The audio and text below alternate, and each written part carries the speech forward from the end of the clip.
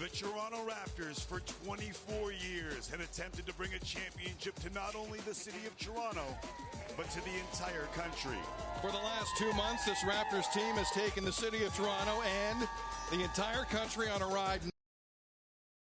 Today, live on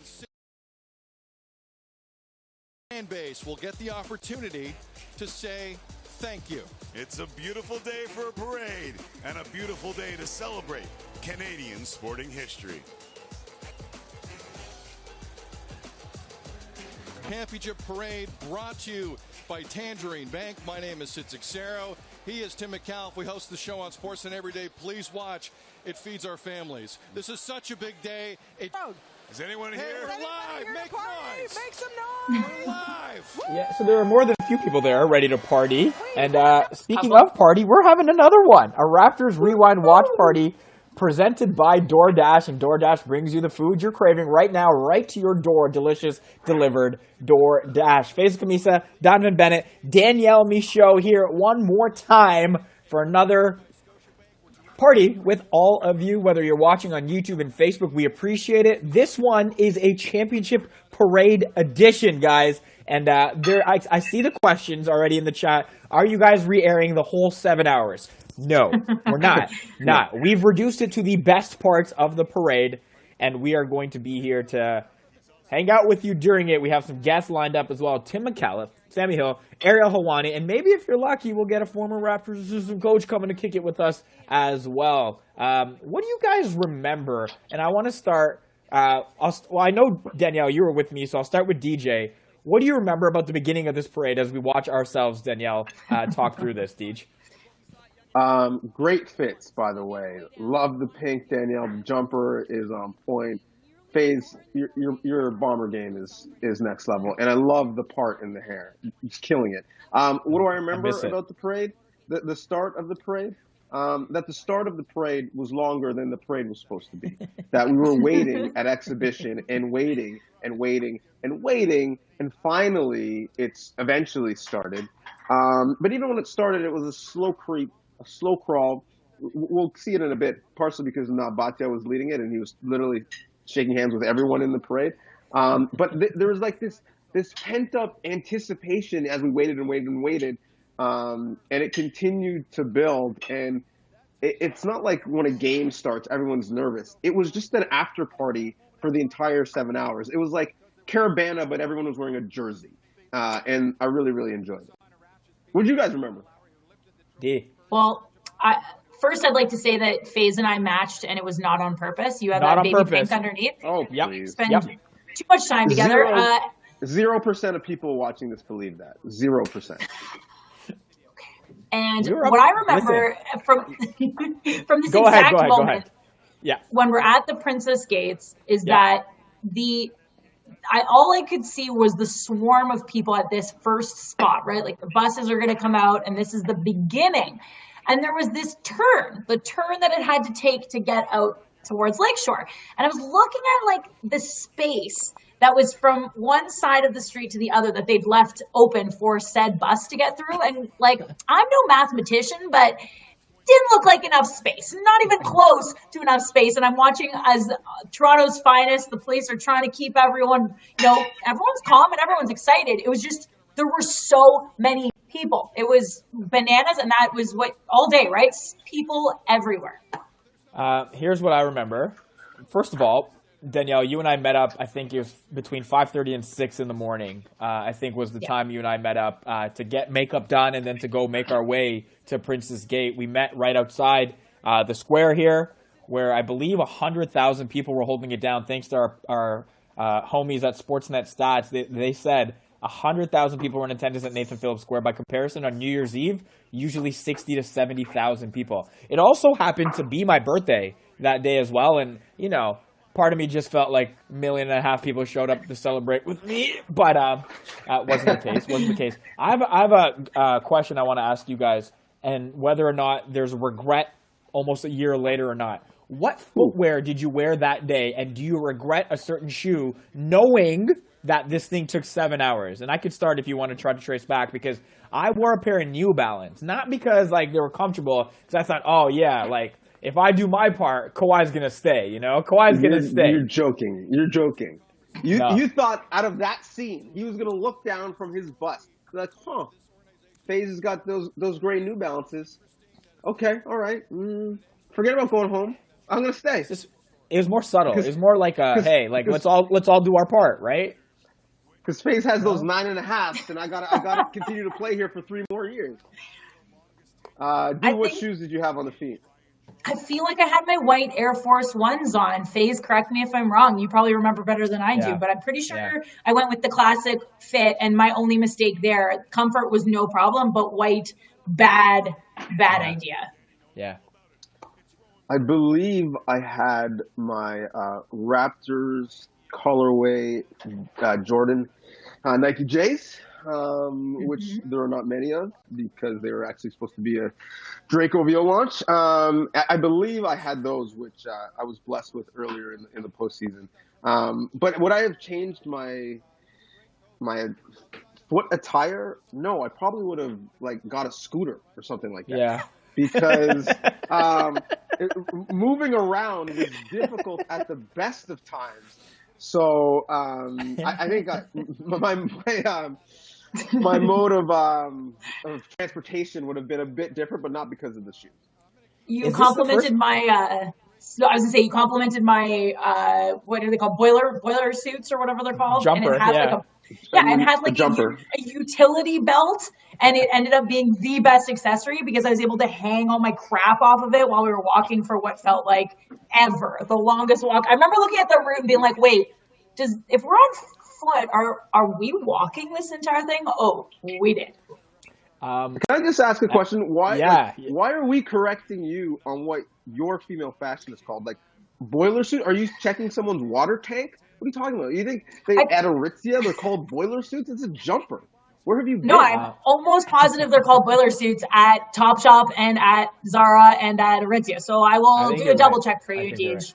Right. How about the jacket? How about the jacket the boy was wearing there? Like that's the fashion. That's the fashion piece of the parade, right?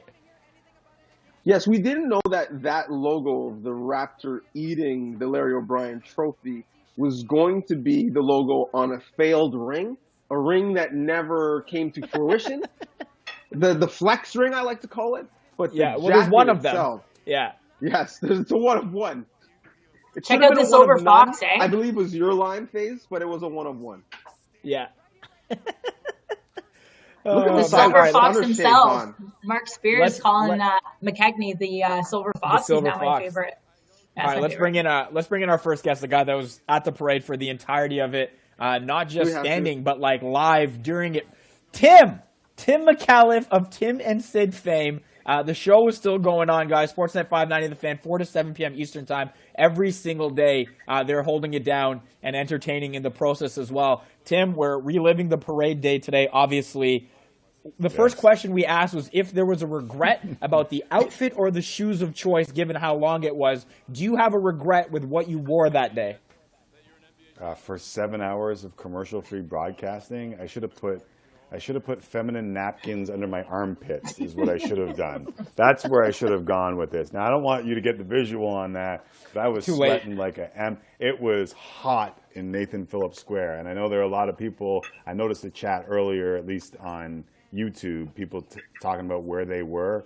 And Will was saying he was posted up against the Toronto sign. He can vouch for me I was wearing kicks, I was wearing running shoes, I was good. But I was a little hot. I'm going to be honest. I was a little hot. Now, Uncle Timmy, you are well known for your prep game. It is always on point. It is always to the max. So my question for you was, knowing you had this parade, knowing at the time that you had a window that was not 7.5 hours long, the original guidelines, how much prep did you have under your belt for this broadcast? I didn't know you were going to ask this question, but just out of bleeps and giggles, yes, I printed my notes from the day. So here are my notes from the day. I had 20 pages of notes, and I used every single bit. Every of these line. 20 do you want me to read some of this? Players will ride yes, double-decker yes. buses and tote the Larry O'Brien Trophy to celebrate their victory over the Warriors in 6 games. The parade is scheduled to start at 10 a.m. at Exhibition Place's Princess Gates, and it will end at Nathan Phillips Square at 12:30 p.m. for the rally. Where's Cam? 12:30 p.m. Do me a favor. Can you get my the soundboard for me, please? He's putting his child to work. Oh, Let's yes, go. the soundboard. I Now can't we're believe kicking Soundboard. I should have brought it the first time, but all good. I forgot about it because I did a 3-hour show today. Whatever, just ho-hum. It's okay, but we definitely need it. You're So going 20 to pages of rewind notes Selecta is the at this answer. party? Pull it back. Yeah, I'm still looking for Primo and RZA. Where are they? Yes. No, not at this party. We couldn't afford either of them. No. So you gave us a little broadcasting. Clearly, you haven't lost in phase has mentioned that the brand continues to be strong right now on radio and podcast. But I also know that no stone goes unturned with Timothy Bartholomew Micallef. And right now, everyone is broadcasting from their home. So we see their setups. Your bookshelf game is strong. I love the fact there's a football and there's an actual kickoff tee holding the football. Can you just walk us through your mindset and putting together this beautiful bookshelf? Because we've seen some on TV that have not been the best. Not going to name any names. Hold on. Okay, so this is actually my kitchen. So we did a little test. home makeover. We did a test downstairs in the man cave, and it didn't work out. And I felt like some of the set pieces were lost downstairs because I had to move up to the kitchen, which is probably the audio isn't as good and all that jazz. But yeah, we went. So I have 2 footballs down there, Donovan. This one you'll be proud to know is Wilson. OUA football. OUA. And I'd expect nothing less. on it, True Pimp, and I didn't have nothing to do with this, but someone put it on for me. It says, Tim Micallef, looks like I died. Oh, yes. 2002-2011. Special players make special plays on special Yes. days. Correct. Yes. That Factually was, correct. shout That's out Ward wicked, Dills and all the OUA people for doing that for me because that's Yeah, I love OUA. that. Champions in sport, champions for life. Go ahead with your bad. Hold on. Wait. Oh, I gotta restart it. That's okay. All right. We'll get While there, you're doing we'll that, get I'll let people know again. You're watching the Raptors Rewind Watch Party presented by DoorDash. Your favorite local restaurants are still open for delivery. Delicious delivered DoorDash. Tim, you eating well during all this? There's some people that are doing the order the food thing. There's some people that are trying to maintain the cook. There's some people that are doing the balance of both. And I know you got kids obviously as well. Like, what's the daily menu prep like for you guys in the home? I've never spent 3 meals a day with everybody. I don't know if anyone's going through the same thing, but the 3 meals a day is, so I'm kind of in charge of breakfast and kind of lunch. My bad one takes care of dinner. So we kind of got like a good little rhythm going, but we've done a little DoorDash here and there. But to be honest with you, we've kind of looked at it as a chance to kind of eat healthy and take care of our own meals and do that kind of thing as opposed to anything else. And ration our ish. Like, I feel like that's a part of it. So I just want to go back to where I said that this parade that we're starting here was going to end at 12:30. That would be a...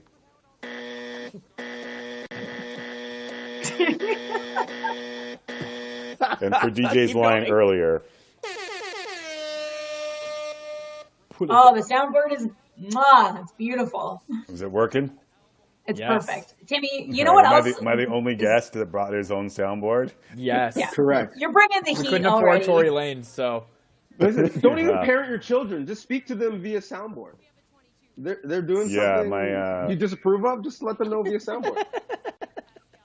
So, Timmy, we're looking at this sign here. I was talking to this guy in the Rudy Gay jersey. The Warriors blew a 3-1 lead, and then on the back he had pictures of Kawhi with Steph's wife. It was a low blow by your boy there. But curious what sign or jersey or nostalgia you saw that day that really stood out to you. Do you remember? To be honest with you, like, I was going to say to you guys, like, what do you remember most? Because, like, it's all a blur to me. Yeah. Like, it was, and I'm going to be honest here, like, Sixero always bitches and moans about how long we were on with no commercials. And shout out to salespeople who sold that commercial free so that we had to do 7 hours commercial free. Shout out Drizzy. But I feel like the whole thing was, I mean, I know there were people in Nathan Phillips Square that had a different experience of the day. And I know that those people had a different experience. So that's like my crazy low highs, everything in between. I mean, at one point we were laying on the ground where we were doing the broadcast because of the incident that happened at Nathan Phillips Square. Like, it is in every shape. Like, I've done a lot. I've been in the business. I'm old now. Like, I've been in like 24 years, and there is nothing that I can compare this day to because of, for 40,000 people that were around where we were, it was crazy. It was hectic. It was good. It was scary. It was all those things. And then like 5 million other people had it was an amazing, amazing day. And I've tried to kind of rectify that in my brain for a long time. And as you see these arches, like at points while waiting, people were standing on those arches. Like, they wouldn't show them because it was so stupid. But that was part of the experience. And I'll never, for the rest of my life, I'll never experience anything like that was that day. And I turned to Sid when they were getting through the Princess Gates. And again, we had no commercials and no mute button. But they were just showing pictures. And I turned to him and I mouthed, I go, this is going to be bad. And he looked at me like knowingly and like just went, because we could see that it was not going to come close. And like I said, man, I had 20 pages of notes, not lying, all right here. I reprinted them. And I went through all of those notes. Like, I had notes for every guy that was going to be there. Yeah. And I think I went through all of them. Shout out Alvin Williams. Buggy. Yeah. Oh, Margs. El Mago. So what are your guys' memories of the day? Well, I'll give you mine to start. And so as you know, at the time I lived in a condo literally right at Lakeshore where the parade started, 5 minutes from the gate. So I was walking to start my coverage, and I saw the mass of people there already. I was like, oh, this is different. And that morning I wrote an article for Sportsnet basically saying, listen, Raptors fans, go to the parade. Don't take this for granted. Like, you've been slept on for so long. Go enjoy this. And I walked out. I was like, well, that was a waste of 1,000 words because they're here. Like, everyone's here. And everyone's here. And so the first thought as I walked from my condo to the gates was, I don't think, and I'd love to hear your guys' perspectives and hit me up in the comments on what you guys think. I don't think if this was a Leafs parade, I don't think if this was an Oilers parade, I don't think if this was even Blue Jays parade, because we had two in 92, 93. I don't think any other sports team in this country would have seen that sort of reception, literally where people from across the country came to watch. And for two reasons. One, because it's a national team, right? Like the Leafs are big in Ontario and they have popular fan bases, but there's a lot of people who hate the Leafs as well. And two, because all those people wanted to show, this is why I waited till the 50th minute in highlight shows to get my highlights. This is why I binged and taped court cuts, because I've been dying for this sport. And people like yourself have been putting on for us. Well, now everyone cares. We're going to really flex and show out. So I could be wrong, but I think if the Leafs win or another Canadian team wins, and we've seen the Argos and TFC win recently, I don't think any other sports team in our country comes close to scenes like that. I also think Deej Hartness, I was going to say, makes the heart grow fonder. What's the saying? Distance makes the heart grow fonder? Absence or makes absence. the heart grow fonder. So absence of a parade not absent. Distance maybe works as well, but in the sense that everyone was so thirsty for any type of celebration for any sports team, I think that had a bit to contribute to this as well, right? Like that was my memory, Timmy, that I wanted to, and that's my Tim. That's got to go to the bathroom during a live show. So sorry, everybody. If you're wondering who's feeling by me. Waste, man. Tell him to turn on the fan. Right? I remember when we... Too much DoorDash for Tim. Too much DoorDash for Tim. Too much. He's going to be ticked now. He used that 5 rewind code too many times. Walking down Lakeshore and thinking these are the smartest people because everyone that was along the first start of the route was just in a really comfortable situation where they got to see everyone, cheer everyone as they went by. Families had, dads had kids up on their shoulders. It felt safe. It was exciting. There was still a lot of energy. And then as I kept going, and shout out my camera guy, Alvin, who the whole day my heart broke for this guy with those ENG cameras are not light. And he had that baby on his shoulder the whole 7 hours as we walked. With the DeGero, probably. Exactly. With the DeGero, you're right. And we couldn't get the signal through, which I'm sure poor Tim knew because they were begging for stuff along the way as we realized the longevity of this broadcast. And we couldn't even send it. Faze and I were trying to send things and it wouldn't go through because everyone's on their phones. Everyone needs to show what's happening at the parade, right? So I remember thinking at the beginning, like, this is so great because this is what it should be. And as I got closer and closer to like Nathan Phillips, it was going from being amazing to like, oof, this is getting scarier as I felt like I was walking into like The Walking Dead, but it was Raptors fans and they were closing in on me. And it was wild. Well, you were talking over Peter Mansbridge, Sid Sixero, Dina Pugliese, and kind of me doing whatever the hell that was. I don't know what that was. Here's what I remember. Honestly, not much from the parade itself. I remember after a bunch of us just met up at a local bar, A, just to unwind, and B, because it was my birthday again, and just to get a glimpse of a celebration. And then you called me, Tim. You called me because I remember you called me. It doesn't need to be why, and it was asking if I wanted something, so I could go do something.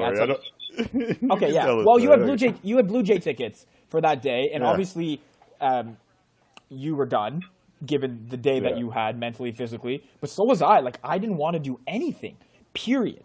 And so I went to this restaurant very quickly. Like an hour later, we bounced, went home, and I don't know, like I woke up the next day just in like physical and mental pain still from how long it was and how exhausting it all ended up being, both mentally again and physically. Like the highs and lows of the days are on such different extremes given how that parade ended and given the excitement when it started that I think I've blocked out almost everything else. And I was saying before you joined that I'm seeing all this obviously for the first time, if not the second. I think I watched the replay, a cut down replay of it on our network that night, and then since then, like nothing else. Certainly not at this length. So we're not showing the whole thing, are we? No. Oh, you're not staying. No, we cut her down, Sam. We cut her, and in fact, you're staying for the whole thing as well. So I honestly don't remember too much about it, and I know that sounds stupid given how historic and amazing it was, but man, I was so done on so many different levels. Yeah, my son's still waiting to go see Mike Trout, by the way. Yeah. That was the game. He wanted to go see Mike Trout. Hey, it was supposed to be 12:30. You know, I bounced back to the house, go get my son. We would go see Mike Trout play. Like, beautiful day. That's how it was supposed to be. And it didn't work out that way. How cool was it to have Dina on the set with you guys? She's an absolute treat. She is unbelievable. And she's used to doing unbelievable. She worked that morning and then worked the next morning. Like, think about that. She did 7, so she was at 7. We were there at 10. So she did 10 straight hours. I mean, she just did hits on breakfast television, but then did the next morning. And I was watching her on TV, get my kids ready for school. And Sid, our boss, was there during the whole thing. And Sid just turned and goes, I could use a day off. And John Coleman, bless his heart, was there and goes, yeah, you'll get a day. You'll get a day. Don't worry about it. DJ probably to go in and host for you the next day. Yep, that's Was one of it my you? phone. Yeah. Vroom, vroom, vroom. Hey, guess what? You're working tomorrow. Damn, it was 7 hours for me too. Shout out DJ for working for us. So we ended up getting a day off, but Dina worked the whole morning, and then she's like, if anyone watches breakfast television in Toronto, and I know there's people from across the country, and they're seeing her now a little bit more because breakfast television has gone national in this time. She is unbelievably good at her job, and that warmth that comes across on screen is her on and off the air. It's just, I find the best people on air are the same on and off the air, and she is definitely one of them. This is when we knew we were in trouble. This is when we knew exactly. Great Right? The aerial Already shot. a bottleneck. Oh, that's what I was describing. That was the corner that I'm like, there's no chance this bus is fitting through this corner. There's just no way. Yeah, I was asking if I remember.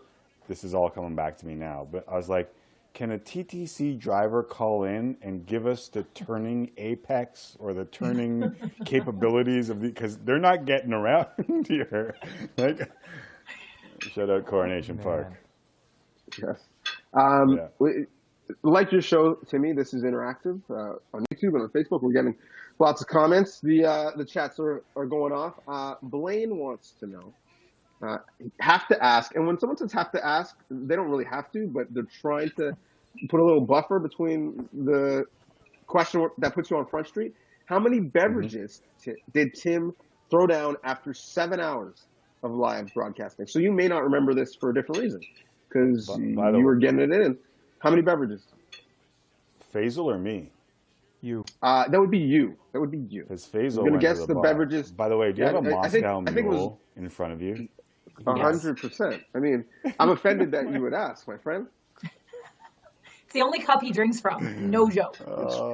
It's fact, like milk with my When breakfast. did DJ out of become a Moscow Mule. hipster, by the way? Moscow mules are for hipsters?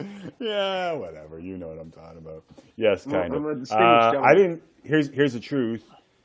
I had a hotel room the night before that I thought I would be back to for checkout. Right? Yeah. Because it was supposed to end at like 1 o'clock. And I asked for an extended checkout. So they kicked me out of the room. All my stuff was still in there. I got there at like 7 o'clock. So I had to go to security. I had to go to the front desk. I had to go ask them to let me back in. They were pretty good about it. Once I got back in, I got the bill, and then I realized why they were pretty good about it. But Charge you 2 nights. and You can expense that, can't you? I did it. We ended up getting the money back. It's like an act of God. Like it falls under that, I think, doesn't it? Like parade violation. I feel like Act of God has changed as we look at these pictures, and my God. Anyways, so like literally, it was like an hour and a half to get back into my room, and all I wanted to do was shower. Like I got into the room, and even like I didn't have any slides, and normally I'm a slide in the hotel shower dude. But I just put the one towel down in that shower, you know, stand in the towel. So, and I was just like, I stood there. I literally took like a half an hour shower, and then I went home, and that was it. And I was kind of waiting for the crowds to dissipate too. Good luck. Oh, Danielle with her running backpack. She's gonna run home after this interview, evidently. Another accessory I'm glad I brought. Oh, nice, Grand Poobah in the house. Yes. Some people will get that. You guys are for that. Timmy, you mentioned Goes around, comes back. that. Are you going a cappella for us? I would bring up the instrumentals, but we probably get fined. You mentioned the act of God. That phrase is different now. For myself. That's okay. You can give them to yourself. It's actually kind of weird watching this in the era of social distancing. Faze mentioned earlier, like watching TV shows where people are like talking close, like watching any of our friend Cabral Richards interviews, like all of that just seems weird now with social distancing. Yeah. Crowds, like first of all, sports in general, God, we love them, we miss them, but even just scenes like this. Can you imagine this just not being a thing for like the next year, 2 years?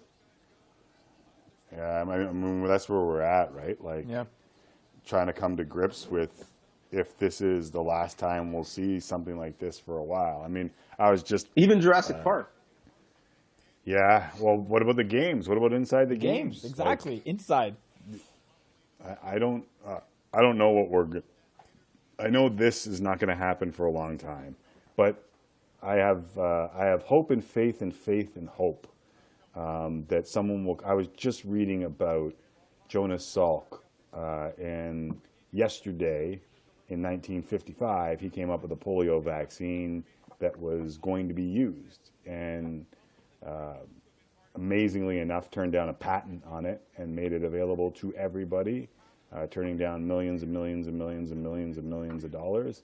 So I have faith and hope in people way smarter than I that will get back to this, because honestly, today, for some reason, hit me hard because we were talking about this and I was realizing the difference between what we're looking at here and where we're at right now. And that was heavy on me today for some reason. So I was looking for something different, and then I started reading about Jonas Salk, and who is a scientist who came up with the polio vaccine. And just like, if you can eliminate where we're at right now and try and just focus on this, man, it's amazing. And do you want a hug from Danny Green, even with the throw out? Always. Oh, man. All the big heads coming in hot. Oh, There we go. this is when you know you're real. This is when One you of know the you're two of real. you didn't need that. Yeah. Oh, wow. Wow. Oh, wow. Hold on. Wow. Hold on. Wow. Where's the What? One horns is- on that one? What? One is to scale. One is life size. Ooh, the combo. I give it to you because I could fight back, but why would I?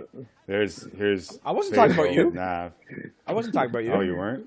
No, Oh, well, my head is the guy that's not actually here. big. It's so much easier to take shots at the guy who's not here than it is to take shots at you, man. Yeah, Come but on. one of them might be true. One of them might be true. Listen, it's the Raptors Rewind Watch Party presented by DoorDash. We got a code 5REWIND if you're in Canada and you haven't used it before. $5 off your first order of $15 or more up until April 30th. DoorDash brings you the food you're craving right now, right to your door. Delicious delivered DoorDash. For everyone in the chat wondering why we're cutting off all these speeches right now, we have all the player speeches at the end of this parade that we're going to air in their entirety. And so don't I've you been worry. wondering why you guys did are a little- talking so we talking so much over this stuff. Yeah, Because we their got them interviews all were at the not end. good. That's why. We just don't want to hear them. Hey, man, I tried my hardest, all right? We got them all coming up at the Did you- end. Yeah. I saw this on Jamal McGlore's, and I'm going to ghetto this, but whatever. We're in ghetto times. Ghetto but world. Did you guys see this on Jamal McGlore's? Yeah. Yeah. Wild. The wild it's a shot at contrast. Was that? Is it York Street? Wow. I think it's the bottom. Yeah, it's Wow. York University. It's the bottom of. University I don't know front. if Yeah. you can see it though? That's pretty good. Or no? Oh yeah. Yeah. It's You just had a couple emails that popped up that you might want to take care of. But yeah, we saw it.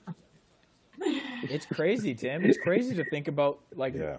and I almost have this conversation once a day to fathom the scale of what it is we are going through, because it's not just here, it's not just country, it's not just continent, it's global, right? It's like a global a thing that's going on, and it sometimes rattles my brain to think that large of something that large of a scale, and to see that shot when I saw it a couple days ago show up online, I was like, good God, that is one of the busiest intersections ever. Like, anytime you need to get to the highway at any time of the day, you're going to be kicking it at that intersection for a pretty long time, regardless of if there's a parade or not. And to see how empty it was, man, it was just jarring to me. Just jarring. Look at Jamal with the belt. There's Big Cat there. Yeah. yeah. He was giving that out to all the fans. They were all taking pics with him. I was kind of lingering in this, like right around the start here of these cars. And that's what I walked beside most of the time. It's such a weird feeling to rewatch this now when I've been sitting alone in my house with my husband for 4 weeks. Listen, Tim, we appreciate Yeah. you spending some time with us right now. For anybody that's yearning for your Tim and Sid fix, again, they're on radio, Sportsnet 590 The Fan, every single day, 4 Eastern to 7 Eastern time. If you can't listen to them, the podcast will be available following the show. And again, if you need a fix, if you need a distraction, like we're trying to provide at night, the afternoon version of that, of course, is Tim and Sid, 4 to 7 p.m. Eastern time. Tim Micallef, Sid Seixeira doing their thing, as they always do, and holding it down during this really difficult and trying time. So, Tim, thanks for making it seem a little bit easier, while I know how difficult it is, and more importantly, continue to stay safe, you, the family, and everybody you love and care about too, man. And we appreciate your time. Same to everybody watching, listening, all you guys, even Donovan. I bid you adieu with.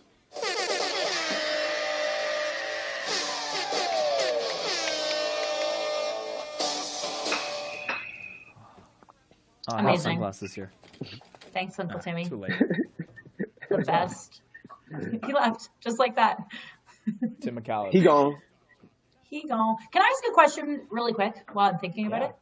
We can't really stop you, so go ahead. No. Didn't Drake have a float planned? Did it happen? Wasn't there rumors of like some crazy Drake float? So, I mean, Faizal, your OVO intel may be better than mine, but he was on a float with the team. But Yes. there was a second, I believe it was truck with some, the technical term I believe is OVO Mandem that were on said yes. truck. The That was Mandems. in between two of the double decker buses. So he obviously was on the float where the cameras were, but his crew was also in the parade.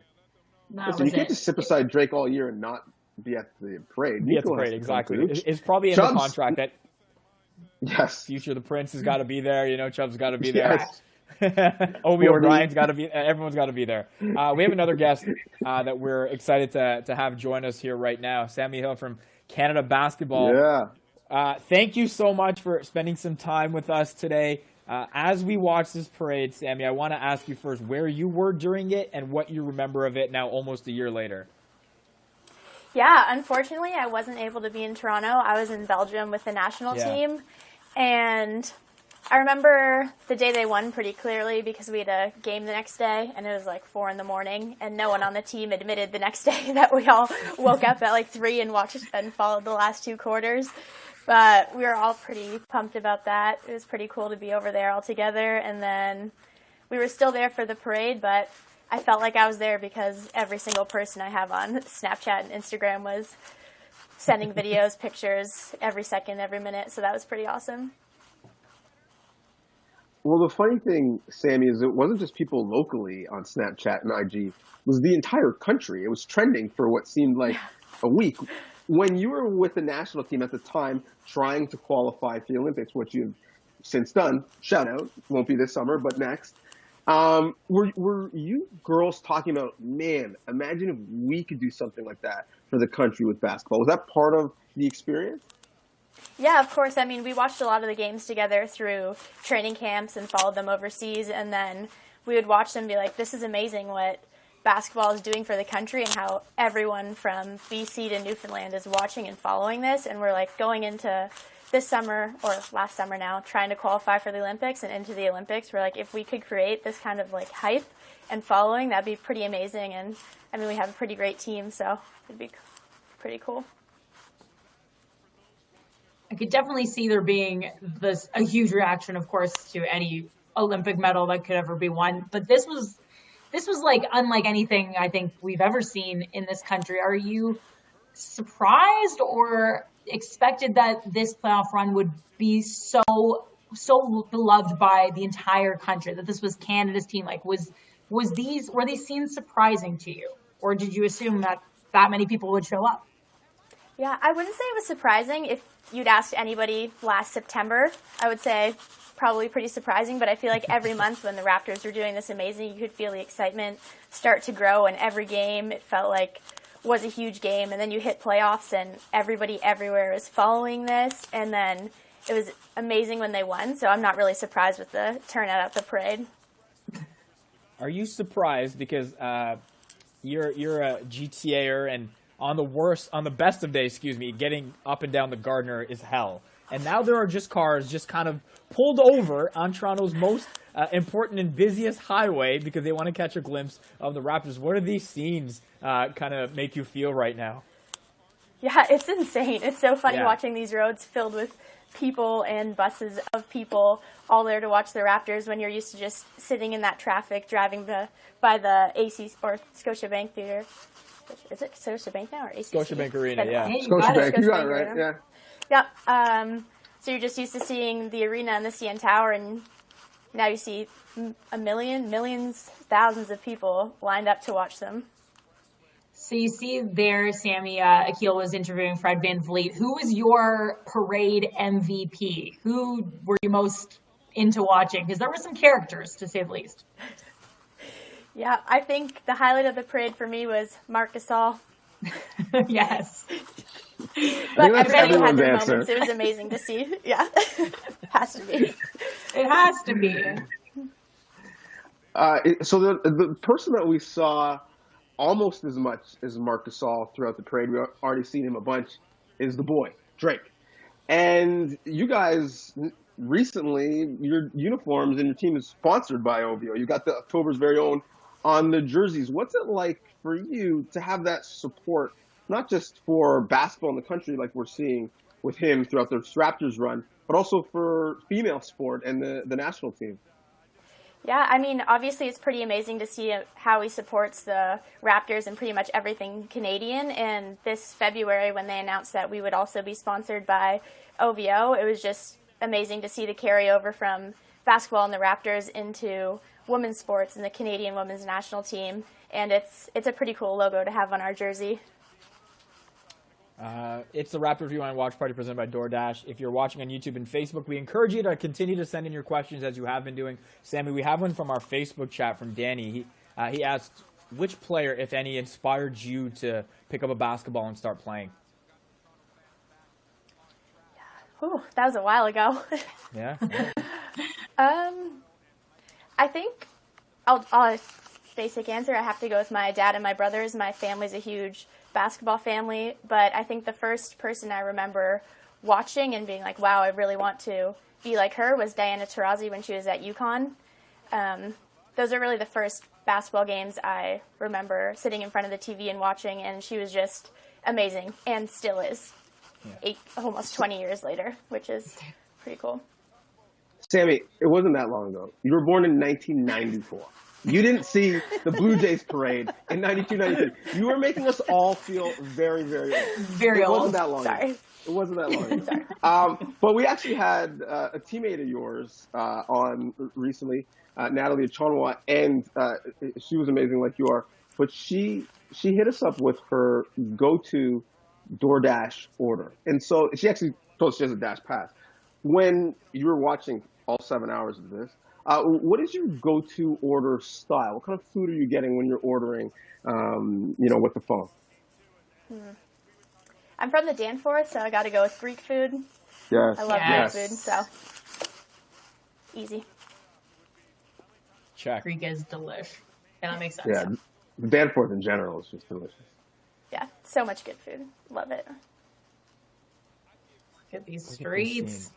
I can't, Oh my God. I can't. Danielle, do you remember just like we were following the buses for like the first hour, and then I think I fell apart. Like they were going so slow, but I was slower than them because of how tired my damn legs were, man. I can't believe this. Just looking back. So, Sammy, to give you an idea, Faizal and I had to walk, we walked along with the buses the whole way.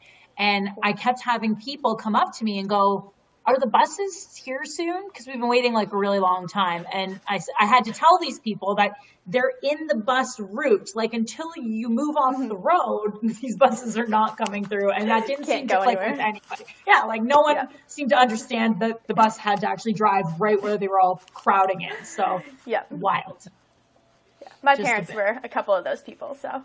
Were they? Yes. Whereabouts did they put themselves? They were on the lakeshore, I think pretty close to Scotiabank Arena. Yeah, okay. Around that area. Right near York. Yeah. Shout out to Mama and Papa Hill. We were talking with Tim Micallef about this earlier, and looking at this aerial shot, it just makes it even more the case. It's so weird in the era of social distancing to see all these people basically looking like ants beside each other. One of the issues with social distancing is you can't really train as a high-level professional athlete. What has been the biggest thing you've had to kind of overcome in this period? Looking at these scenes that seem like they're so long ago. Yeah, that's so true. I think the biggest thing for me is just there's not a gym or a basketball court I can go to. I mean, staying in shape, running's pretty easy. And the national team sent all of us a bunch of like dumbbells and bands so we can lift, I guess. But I think just getting in the gym, you can do a lot of ball handling and like form shooting on some nets, but it's so different than being in the gym. Yeah. Sammy, we have a question from Chris on YouTube. He wants to know, in a game of horse, besides yourself, who on the national team would win? Why besides yourself? Throw yourself in there. Me. Yeah. There it Easy is. answer. Yes. What's the move, No, I though, would Sammy, have if to it's say- you? It's me. A true basketball move, mine would be a step back, but I would throw in some crazy layups behind the back between the legs, try to throw my teammates off. Yeah. Who on the team are you worried about, though? Give them something. Who do you think has the most tricks in their bag? I would have to go with Maya, our point guard. She's pretty crafty. Okay. And then, yeah. We've got a lot of Nice. good players. I think it'd be an interesting game if we all got out there. Nice. Shout out to Maybe, Windsor. Maybe when this is all done, we can find a way to make that happen. Listen, Sammy, we appreciate you spending some time with us here today, and Yeah, we have hope to that you put my continue to money stay where my safe, mouth you is, and your family win as that well. game. Exactly. Listen, we're gonna make this work. We're gonna run back the tape and show it to your teammates, and then we're gonna make this happen. That's where you can follow her, Sammy Hill, 25. You will see her as part of Canada's national team when the Olympics do get going next year in Tokyo. Sammy, we appreciate your time. Thank you so much for joining us today. Yes, thank you for having me. Sammy Hill from Canada. Yep. See you. From Canada Basketball, the latest guest here at our Raptors Rewind Watch Party, presented by DoorDash. DoorDash brings you the food you're craving right now, right to your door. Delicious delivered DoorDash. Scenes here, eh? Scenes. I believe this was where Uncle Dennis and Kyle Lowry started a 5 more years chant, right? With Kawhi? Yes, that's right. Or what? Great memory. Can we all agree that Kyle Lowry's Stoudemire fit was the best? Oh, It was a really no good question. fit. Jeremy No Lin question. had the Chinese New Year Tracy McGrady jersey Ooh, yeah. on, I believe, as well. That was a really strong fit as well. But they're Gasol all had a there. Hanes t-shirt. Oh, yeah. Multiple or not? Everyone's Yeah. fave. The We bacon can ask neck. our next guest. We can ask our next guest what he thought of all this. And fittingly, we have an aerial shot here, so let's bring in Ariel Helwani from ESPN here to join us No, right that's now. silky. That's not silky. That's terrible. I'm so sorry. I'm No, so it's good. sorry. Well done. Ah, thank you. Ariel, first of all, thank you for joining us. How are you handling all this? I know the sport that you cover, the MMA, the UFC, has been in the headlines quite a damn bit over the last month or so. How are you holding up through all of this?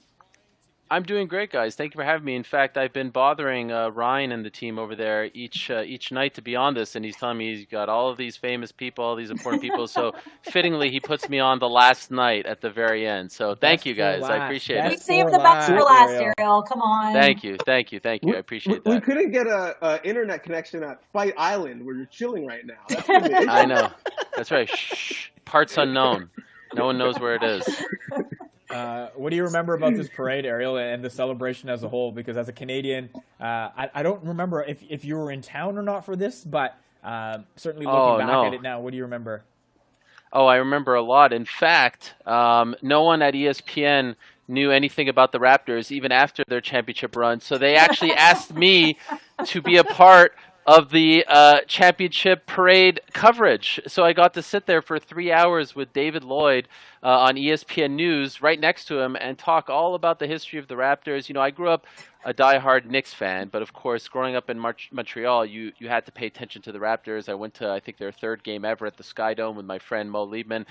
You had to have affinity for the Raptors. So they had me there talking about their history, talking about Drake, Stoudemire, Vince Carter, of course. So I was if you would have told me 20 years ago that I would be in Bristol, Connecticut on ESPN talking about the Raptors championship parade, I would have called you a liar. So when I watch these scenes right over here, I'm reminded of that day, and I had such great pride. And I think a lot of the fans didn't quite understand why someone like me would have such great pride. Because for me, this was like Team Canada winning, basketball Olympic gold. It wasn't just about Toronto. At least that's not the way I looked at it. And even with them winning in Game 6 wearing the North jerseys, it was very fitting because I felt like they had captured the hearts of the entire country. So it was, at least for me as a Canadian sports fan, it was one of the most amazing and proudest days that I could remember, because it just felt like the whole country came together for the sport I love the most. Ariel, one clarification I need to make. You said 3 hours. This was like 7 hours. So were you only hitting like the beginning, or did you get the end, or how did that work? See, you're a very good reporter. That was very astute of you.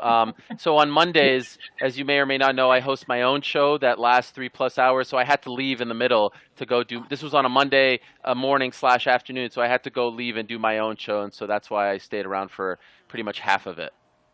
Makes sense. We got it was question. Awesome. Yeah, we got a question from Facebook. Were the Raptors, from Alex from Facebook, I should say, were the Raptors getting respect this year in terms of media coverage before the season was postponed in the States? A little bit. I still felt like if Kawhi would have stuck around, it would have been heightened. Of course, they played on opening night, but that was more, it felt like the Zion show. Of course, he didn't play in that game, but it felt like more of a reason to showcase Zion. I still kind of felt like people didn't. I felt like they were the most disrespected returning champs, defending champs, if you will, in history. And people had the out because of Kawhi leaving, because of Danny Green leaving. But I think, they were starting to slowly but surely get that respect. Getting a chance to play on Christmas was nice. The winning streak was nice. But it didn't feel like people were talking about them in the same conversation as, say, the Bucks, Lakers, etc. But I was doing my part. I got to be on Outside the Lines with the great Jeremy Schaap, and I did a whole speech thing at the end about the Raptors deserving that credit and all that stuff. So I was trying to do my part, and I think they certainly exceeded expectations. And what was fun about them was they were the defending champs, but it still felt like they were the underdog and had the chip on their shoulder and everything. Yeah. And so, my vote doesn't matter, but I think Nick Nurse should have won Coach of the Year, and I think Pascal Siakam should have been in the top 5 for not only MVP but even most improved, on top of being most improved last year, because he's come so long. So I think slowly but surely, and it's kind of sad that right now would have been the start of the playoffs, and I think that they would have been given a lot more credit as the year would have gone on. Well, you mentioned the analogy, right? You've got a team, defending champs. They're trying to defend that title, that belt, not getting a lot of respect. So you are the man in terms of the fight game. The Raptors franchise, a fighter that represents them, that would be a good comparison. Who do you got? Give me somebody. Man, that's a really good question, Donovan. Thank you. Hard hitting here, Ariel. Hard hitting. Yeah. Well, the one that comes to mind right off the bat is Max Holloway. I don't know if you guys know about Max Holloway, but Max Holloway is a proud Hawaiian, and for some reason they kept having him fight in Canada. So he fought in Saskatchewan, he fought in Toronto multiple times, and he just fell in love with the Raptors and really adopted them as his team. Of course, Bobby Webster is from Hawaii, so he had a connection with him as well. And I think they remind me of Max, because when Max had to win, off the top of my head, had to win like 11 in a row just to fight for the belt. And even when he fought for the belt and eventually won the belt, he beat Jose Aldo to become champion, the undisputed champion. Jose Aldo was the longest reigning champion. So you can make, at 145, you can make a comparison between Jose Aldo and the Warriors as well. Even when he won the belt initially, I felt like he didn't really get the respect that he deserved. It was only a little bit later on in his title reign that he got respect. So I feel like if I say anyone other than Max Holloway, it would be a huge swing and a miss, because he is actually a Raptors fan, and it really did take him a long time to gain that respect. So I'll go with Max Blessed Holloway. He's the man, and he's a big Drake fan as well. He's always wearing the OVO gear. Perfect. That's a fantastic answer. Amazing. Yeah. So, Ariel, you and I spent Christmas Day together. We were working Raptors Celtics, and I was watching you interview Pascal Siakam. You were standing right near where I hang out, and it had me kind of thinking about how you've managed, like, basketball has been a huge love of your life, but now you're getting this elevated stage with ESPN to report on it more. It's becoming more your thing. How has that been for you? Oh my gosh, it's been a dream come true. Honestly, I adore basketball. I grew up playing basketball in Montreal. I grew up loving it. It was always my favorite sport, not hockey. Hockey was number 4 for me. Honestly, I don't know how that happened. I was the only kid in my class who liked basketball, and this was long before the Raptors came around. My first real introduction to basketball was probably 1990. And that was when the Knicks were, starting to become a powerhouse with the likes of Patrick Ewing, of course, and Xavier McDaniel, Charles Oakley, etc. And I just adored it. I used to look up to the broadcasters, and I remember when Canada got 2 basketball teams, I thought it was the coolest thing in the world. And maybe someone like me could work in basketball. It felt like a long shot, but it felt a little more real seeing it on CTV and things of that nature. And when I went to Syracuse to study broadcast journalism, I realized that a lot of people had the same dream that I had, being a basketball, baseball, football broadcaster. And so I went down the path of the fight game, but I always kept the dream alive that I could, someday do something in basketball. And when I got to ESPN, one of the first things that I did was try to find who was the executive producer of their basketball coverage.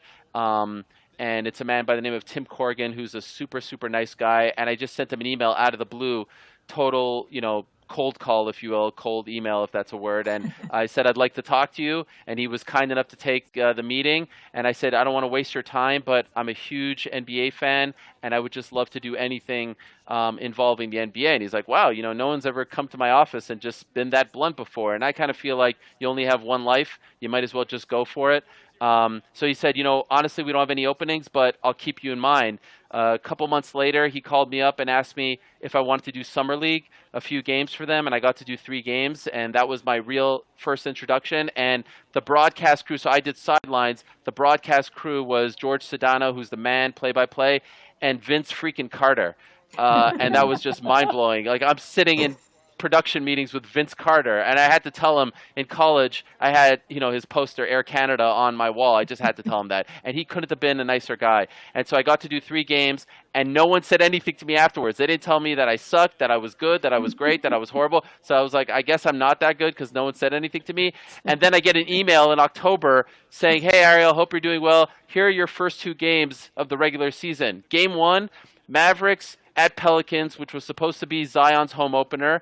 And, oh, by the way, your broadcast partners are Mike Breen and Jeff Van Gundy. I think I fainted.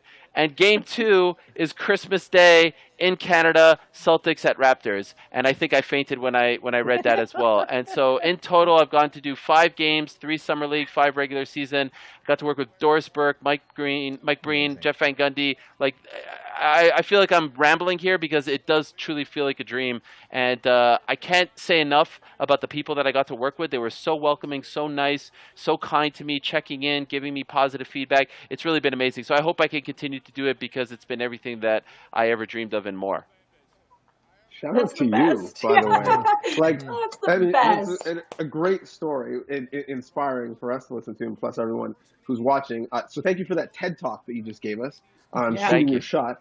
That was amazing. But also the other thing that you mentioned is, coming out of Montreal, and we've got a bunch of people from La Belle Province who's been watching these. And please, on YouTube, on Facebook, let us know where you're watching from. But there was a fellow Montrealer on this team, and who played really, really well this year in Chris Boucher. You talked about growing up and loving basketball. For the city, for that area, to have a guy from those streets now in the NBA and making a real impact, what's that like? And I love the fact that on his float, he was at the front and he had a Canada flag with him. It was such a cool visual. What does that mean? Oh, it was so cool to have one of our own. And obviously he didn't get to play a lot, but this year he was playing phenomenally well. Mm-hmm. And look, there is a very passionate and loyal Quebec basketball fan base. And my first introduction to journalism, as far as doing anything for the public to see, was actually writing, believe it or not. I don't know if I've ever told anyone this. Now, later on in life, I was writing for a website called qball.ca. It was about Quebec basketball. It was run by my good friend Jonathan Dresner, who played for Concordia. and the scene was great. And he actually, the site kind of got a lot of momentum, but then for one reason or another, he shut it down. But I remember back in the day being a youngster, Bill Wennington was from Montreal. He played for the Bulls, and that was the coolest thing. It was like, wow, one of our own is playing with Michael Jordan and Scottie Pippen. This is the coolest thing.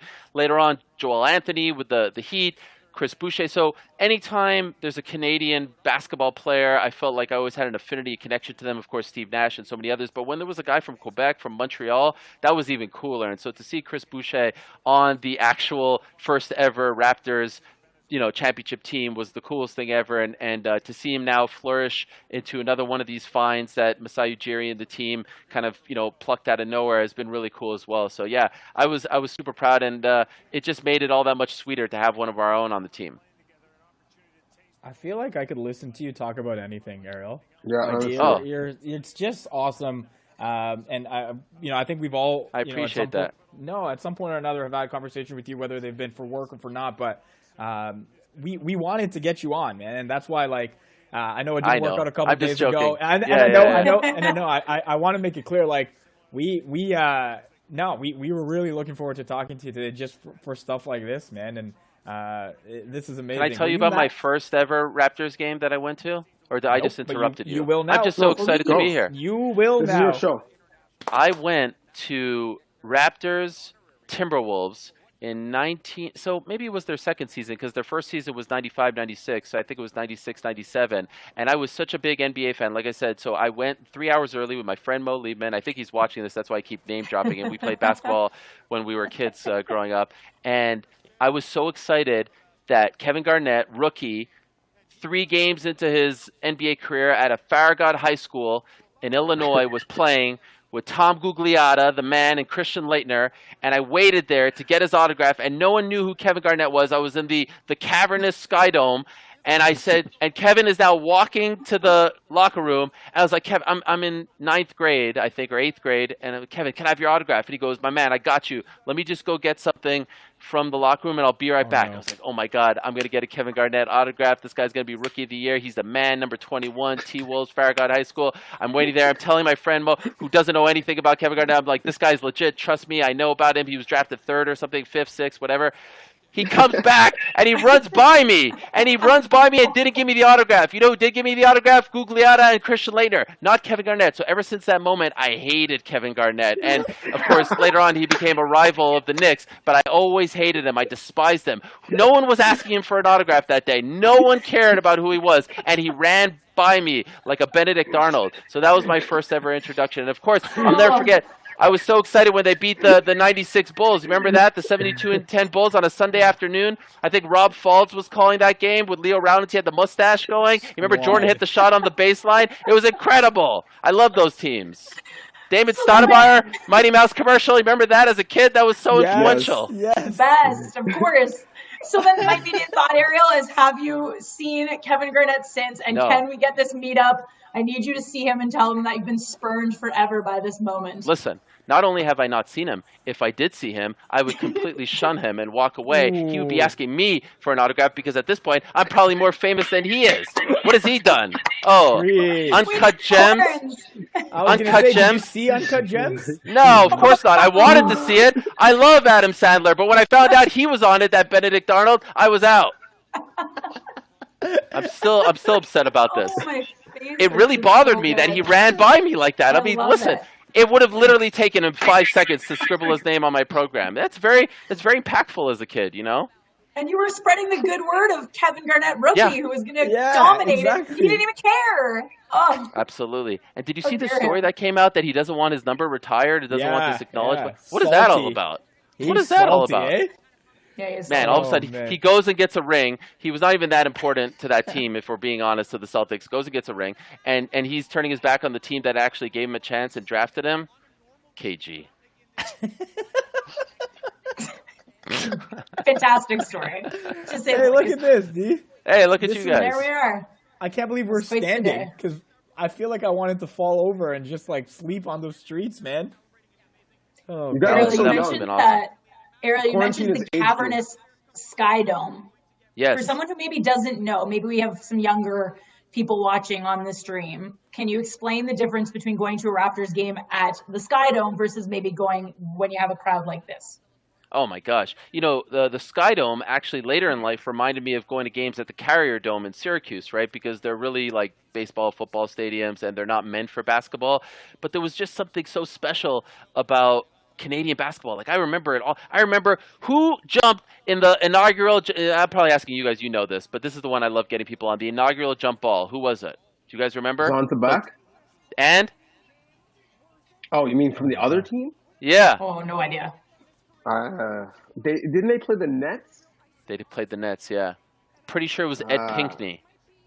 Oh, okay. Was it Ed Pinckney? Good trivia question. Anyway. Trivia question. Okay, in any event, it was all just so cool, right? It was all just so fun that there was Canadian basketball, and the fact that it was happening where the Blue Jays played, and it was our team. I remember B.J. Armstrong getting drafted and saying no. You remember that? The expansion draft? B.J. Armstrong, like, he's so important. I mean, really, couldn't come to our team. And then, of course, Steve Francis. Like, I love the Grizzlies, too. I had love for the Grizzlies, and I think it was very sad what happened to them after 5 years or something like that, 5-6 years. But let's be honest, the Raptors drafted a hell of a lot better than the Grizzlies. Like, Sharif Abdur-Rahim was okay, but, the Raptors hit a few there with Damon and then, of course, Tracy and Vince Carter, etc.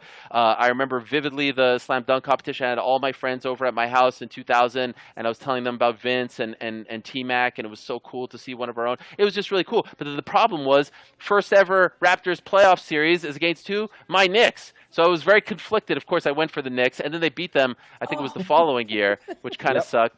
But yeah, and then of course Vince went to the graduation 2001. So I had so much love for them. It was so cool. It was so surreal as a Canadian basketball fan, feeling like we were ignored for so long, and now all of a sudden, like I said, it's on CTV. I remember waking up to, like going to bed and loving the Knicks, 92, 93, like they're playing the Bulls, and the games aren't even broadcast in Canada. I had to wake up the next day and open the Montreal Gazette and look at the box score. There was not even a write-up. There was not even an actual write-up.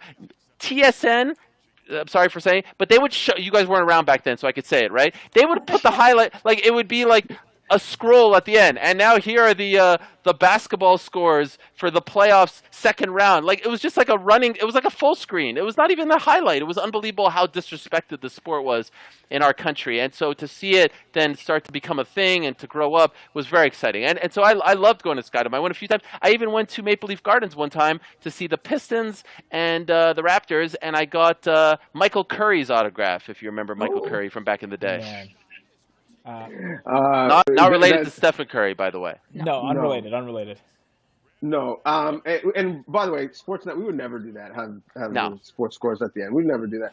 Lastly, and this is always an argument at the barbershop. So quickly before we have you leave, people are always asking who's the best boxer of all time, Marciano Ali or Hearn or Sugar Ray, or who's the best MMA fighter.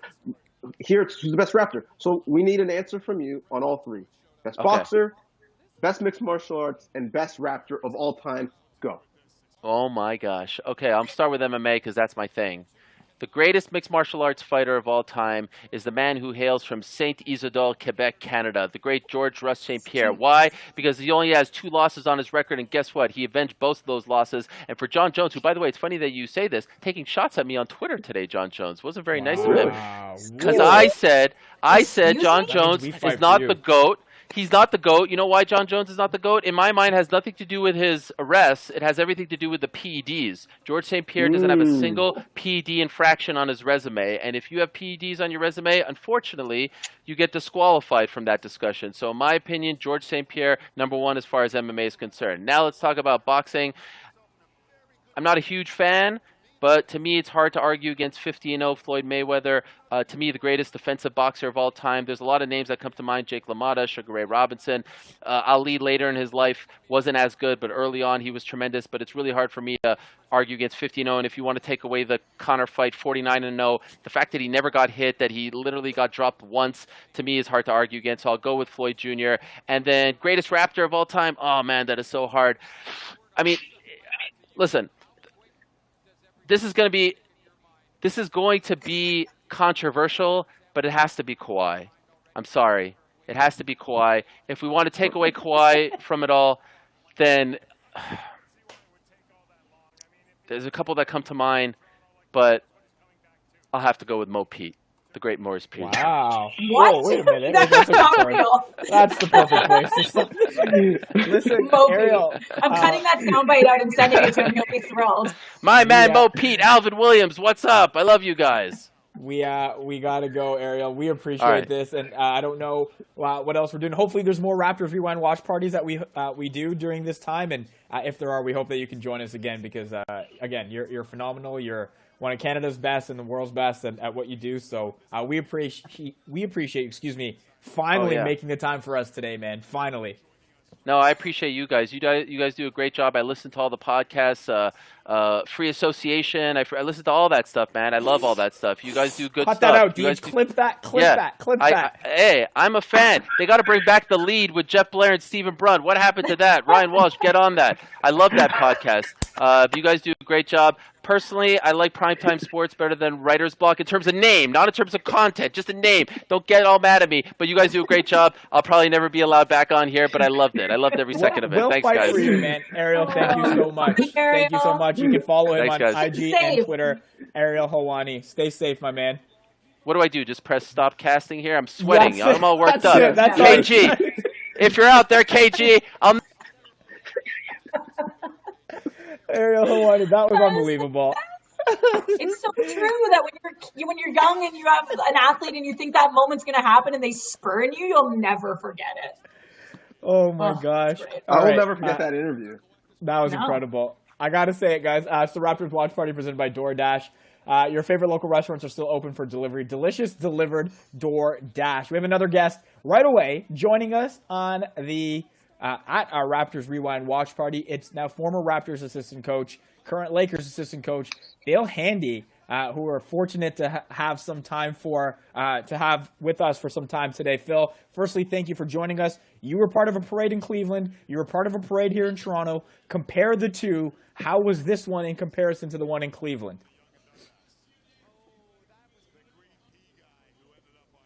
Yes. Yeah. Perfect. I got you.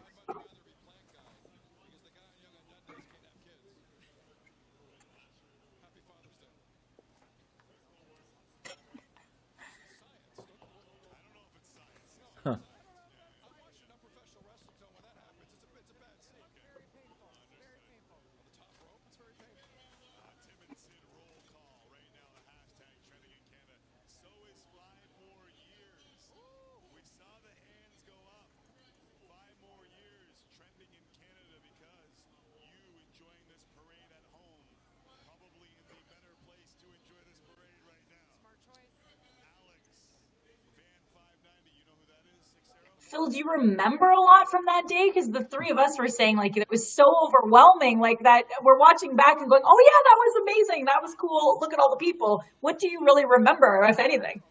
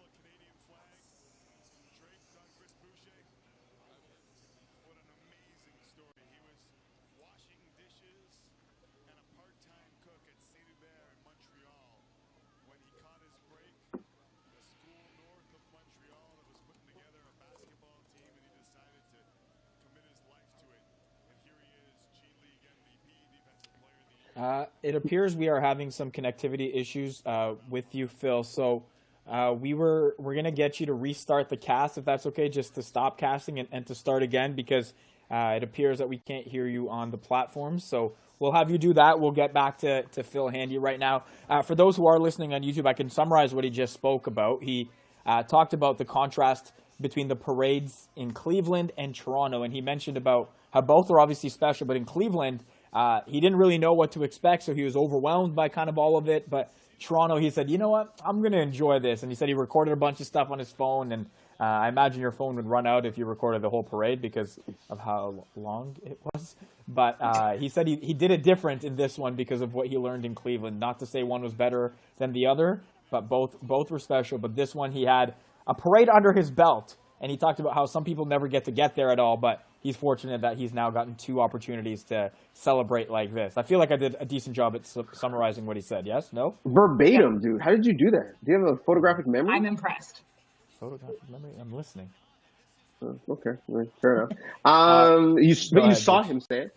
Yes. It's funny because the big difference between the parades was the parade in Cleveland wasn't 1/3 of a day.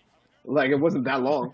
But Handyman, like, he's the common denominator. Goes to Cleveland, they win. Comes here, we win. Now he's in LA. Many people thought they were going to come out of the West and win. And you do kind of, I guess, if you've never been there, take these things for granted, except for this guy. Mark. The best. Let's just take a moment to appreciate Mark Who's trying to get here. I live for this moment. I love this so much. This is an incredible moment. And also, DJ, save that and make sure you tell the handyman that when he comes back on, because I'm sure he'd like to. Listen, know. get your. We're bringing him in shortly. Get your comments and questions ready for him now on YouTube and Facebook if you have them. But we got to ask him about this, do we not? Yeah, 100%. Let's try to bring him in. Thing.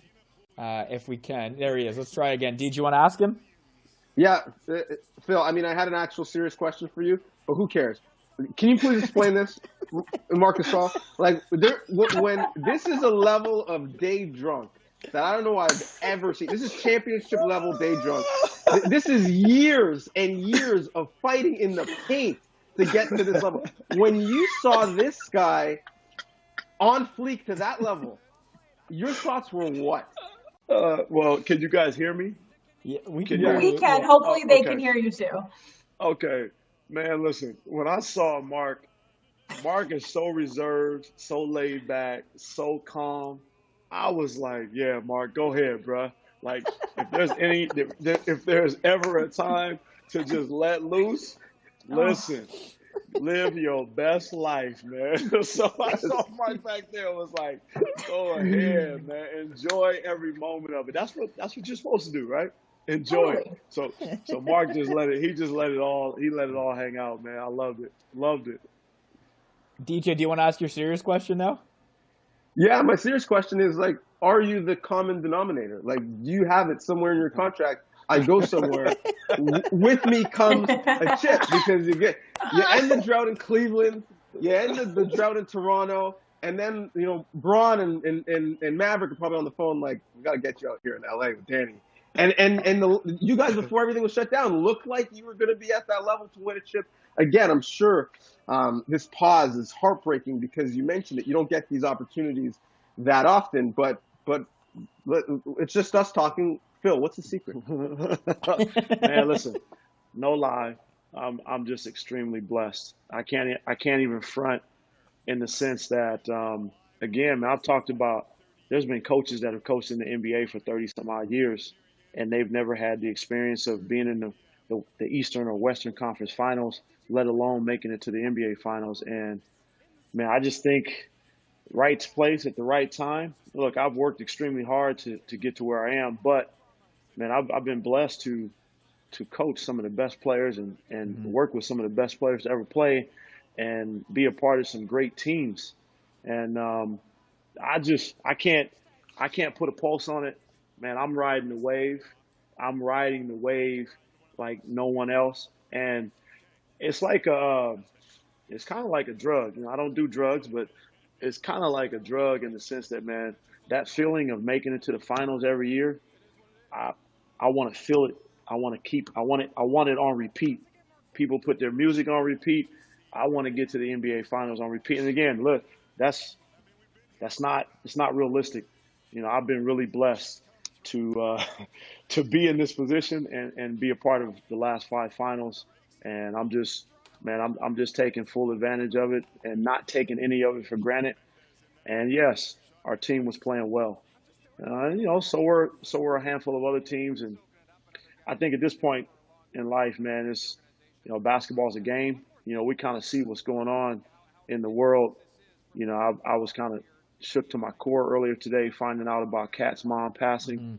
I mean, we're dealing with some serious issues here, and basketball is it's a form of entertainment, something that I love. But man, this stoppage, I just hope that this thing comes out on the other end much better. Hope everybody's safe and well, and if we get to resume playing, man, hopefully our team can pick up where we left off. That's well said, Phil. And you mentioned that 5 consecutive finals, 4 with Cleveland, 1 with Toronto. The Cleveland common denominator, aside from you, was LeBron James, and there aren't many people that I think have the connection that you might have with him, given the fact that you've coached him now for a bunch of different years. What's something that the casuals may not know about LeBron that to you makes him as special as he is? Because we all see his ability to play, we all see his ability to lead, but what's something that Phil Handy from the bench sees in LeBron that maybe we or the people listening don't? Man, he is a good human being. Like, plain and simple, LeBron is a good dude. And I'm talking about from a very humble standpoint. He's coachable. A lot of people don't think he's coachable. Man, he's probably one of the most coachable dudes that I've coached, in the sense that he looks for direction, he looks for guidance, he looks for some type of leadership from his coaches. Even though he is a leader, but that piece to him, man, is just a humility. And then aside from that, he's a clown. He is a bona fide clown, like a comedian of all proportions, man. And people don't really get to see that side of him. I think just the whole thing of being LeBron James, sometimes people forget that he's a human. He's a person that puts on his shoes and pants just like everybody else. And he lives his life, just like everybody else. But he is just a simple dude. if I could put it that way, man. He's just a really simple individual that enjoys playing basketball. Well, Phil, I would say that LeBron's kept me fairly entertained over the past couple of weeks, watching him and his family on TikTok and social media. He's always making me laugh. So I ask you the same question about a personality that even after a year here, none of us really know, and that being Kawhi. Could you tell us something about Kawhi that we don't know, despite the fact we tried to dig? Like, I tried to get in there. So what does Phil Handy know about Kawhi Leonard that the rest of us know? Same, man. Kawhi is the same. He is, no, literally. That dude is one of the funniest dudes I've ever been around. Like, what? Bar none. People don't get to see that. No. And it's one of those things, look, I think as not just athletes, but entertainers, anybody in the entertainment world, right? You're so inundated with people that come at you on a daily basis, so your private life or your life in general doesn't really have any private areas. What Kawhi has done is really been able to just keep his life private, and he's a basketball player. So what goes on, he's not on social media, he's not out there. So you don't get to see those things from him. But I'm telling you, comedian. And he's just a great dude. Like, he is a solid individual. Like, people don't think he talk. They don't think he interacts with his teammates. None of that is true, man. He's just one of those guys that's very closed off to, maybe people he don't know. But once you get to know him, you're like, okay, all right, Kawhi, all right, cut it out, man. Like, just a great dude. Like for real, same, very humble, very down to earth. Very much into his family and his friends, and just another ordinary dude that's just really good at basketball. Yeah. There were a bunch of dudes that were really good at basketball in the playoffs for the Raptors that year. One of them in the latter part was Fred VanVleet, and I feel like with you here, I want to ask you about the change from Fred that we saw in the Philadelphia series versus the Milwaukee and Golden State series. Was there something as a coaching staff you guys noticed about Fred that wasn't working early that then allowed him to succeed at the end, because he was lights out at the end versus a guy that was struggling a little bit against Philadelphia? Well, if you ask Fred, he'll tell you to your face. I think he will even talk about, listen, that series, Philadelphia series, was the hardest series that we had in the playoffs by far. And again, I'm not saying Milwaukee wasn't hard or Golden State. Philadelphia was big and they were physical, right? So they took some of our guys out of that series, and Fred was one of them. He had a difficult time with their size, and they really made it difficult for Fred. They made it difficult for Norman. They made it difficult for anybody that wasn't 6'5" or 6'6". again, aside from Kyle, they just imposed their will with their size. And, again, Fred didn't give up, but he just was one of those things where they were so big and so physical. They made it tough on us. And once we were able to get out of that series, you can kind of see, again, Milwaukee, not as big, not as physical. Golden State, not as big, not as physical. That was the change and that you see from that series. It was just a really physical series. And by no means am I not saying that Fred is not a physical player. Fred's one of the toughest kids that I've ever coached. And Philly just did a really good job of using their size to make it difficult for him to be an impact in that series.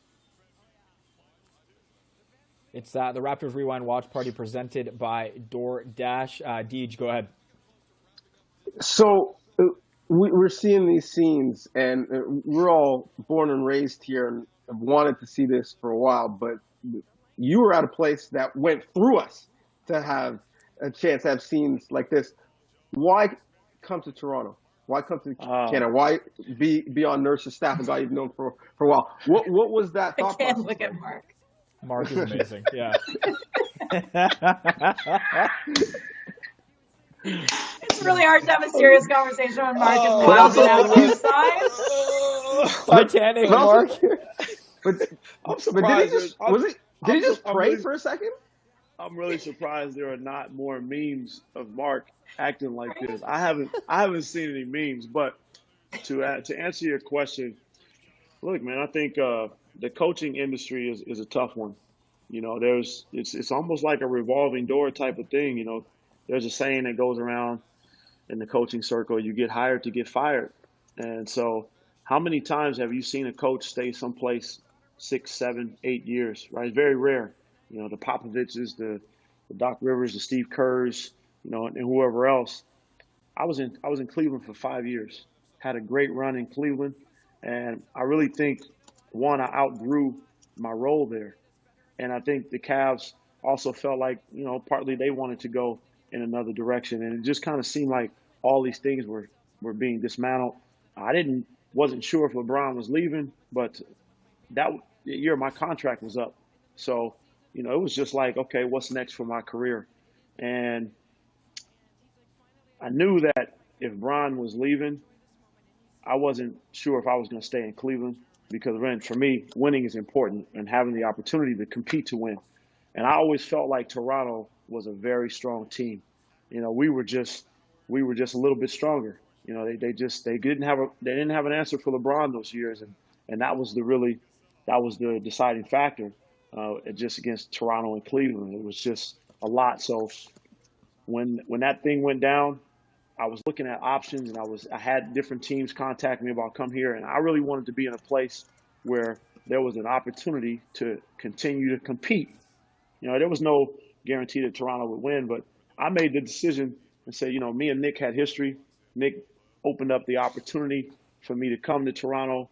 And I really looked at the team in Toronto and the organization and said, man, that's a great place. With LeBron leaving the East, there's a chance. It's wide open. And I thought that with DeMar being in Toronto. I made my decision to come to Toronto before Kawhi got traded. So I looked at the roster. I looked at the organization. I looked at how hard they played. And I felt like, man, maybe I can go and be a part of that and help them, reach a level of success that they haven't been able to be. Just be part of it. So that just timing, like I said, man, timing is everything. Being in the right place at the right time.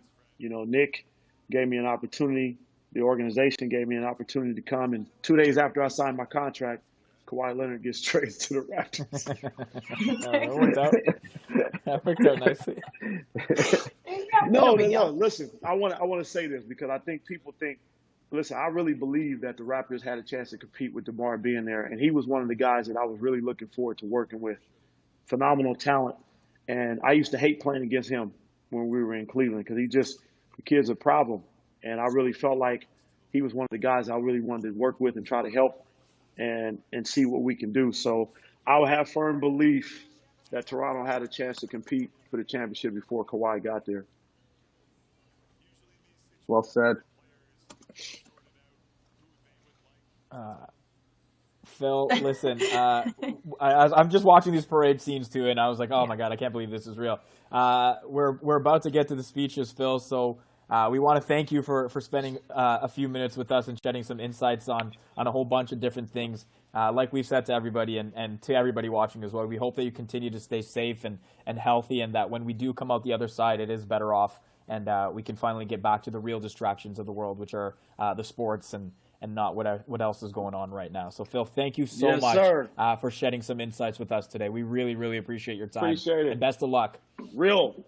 The real 94 feet of game. I appreciate you guys. Everybody stay safe, man. Hey, listen. That Moscow Cup, you speaking my language, man. Yes, sir. I'm about to go jump on mine right now. Let's go. Go enjoy it. Go enjoy it.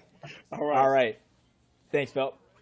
It's the Raptors Rewind Watch Party presented by DoorDash. DoorDash brings you the food you're craving right now, right to your door. Delicious, delivered DoorDash. Guys, it's been fun kicking it with you guys for the last couple weeks doing all this, and it's been really, really cool to rewatch all these moments and get some insights from some really, really smart people that, as I tweeted, make me feel a lot smarter after we're done this as well. Yes, Deej, your hand is up. You can go.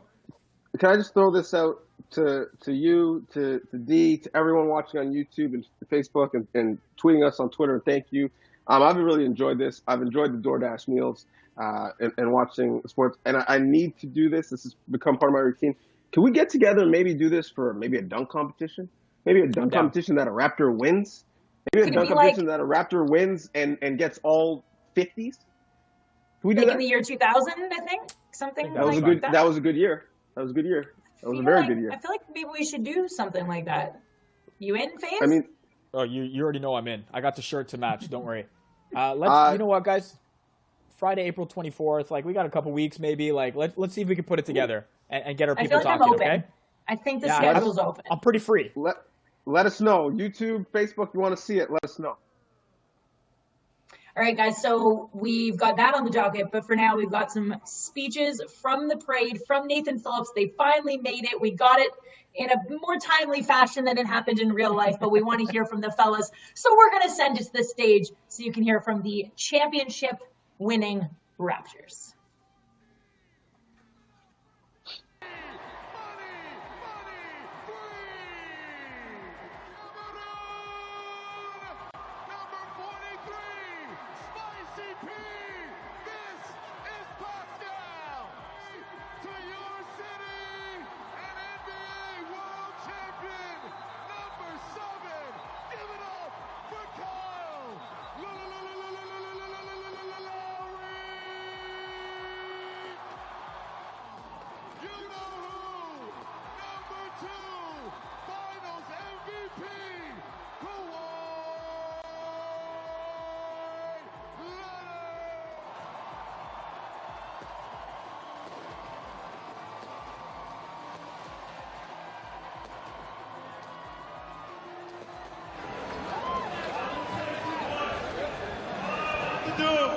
Is thank these unbelievable players here for bringing this championship, and our coaching staff, our medical staff, our basketball front office, and our ownership for giving us the opportunity. I also want to thank our families because they put up with us throughout this journey. Lastly, I want to thank the fans, the people of Canada, and all over the world that have supported the Toronto Raptors. I have no doubt in my mind that we will win in Toronto, and we will win some more in Toronto. God bless you. I just want to say thank you to all the fans. When I first came here, we went to Halifax. We've been to Vancouver. We've been to Montreal, Ottawa, Victoria, and now we're in Toronto! And I see all the flags, we the North, everyone on the whole trip, we the North, we the North. I think we got a new mantra, and I'm gonna lead it for you guys right now. It's called We the Champs. We the Champs. We the Champs. We the Champs. Let's hear it. Thank you. Hang on a second. I'm going to do a quick show of hands here. How many people watched Game 6 in Oakland the other night?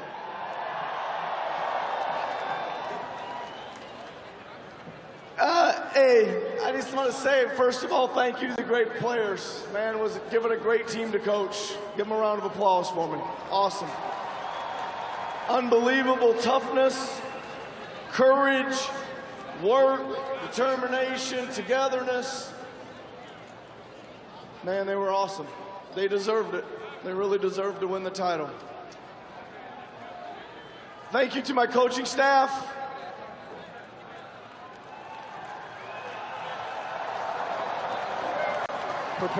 Prepared great so these guys could go out and play their best. Played great, developed the players all year, put great game plans together, all that stuff. But this thing is really special because of you people. Never seen anything like that parade. I'm sure I never will again. That was really something today. Thank you all for coming out. One last thing. Hold on a second. One last thing. I think it was Bono who said the world needs more Canada. The world just got it. Congratulations. I want to thank all the fans that we have out here. Give yourselves a round of applause because we wouldn't be doing this for you if it wasn't for you guys. So give yourselves a hand. I'm not going to stay here too long, but this group of guys, coaches, general manager, president, board of governors, it's a small knit group, and we did this together. We fought every day. We practiced hard, we worked hard, and we just kept our faith. And at the end of the day, y'all always gonna be my brothers. Always. And we are now world champs together. And that's all that really matters. But I want to thank you guys from the bottom of my heart. I appreciate it. It's been a long time coming. And thank you guys. Appreciate it. Andy's going to do a little interview here. It's my first time doing this. You know. First, I want to thank my teammates. You know, you guys have been amazing. I know I haven't been able to give much on the court for you guys, but hopefully I've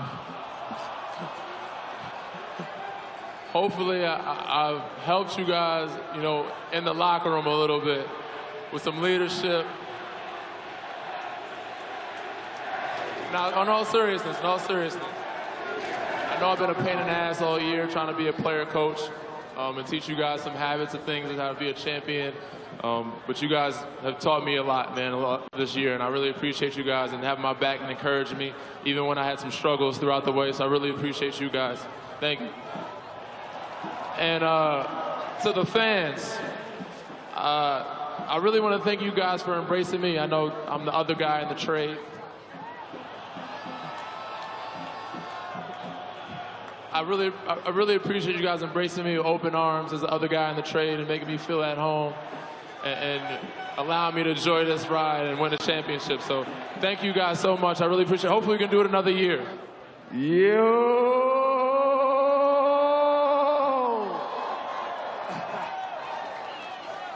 Hey, man, I just want to say thank you guys, man. The support has been unbelievable.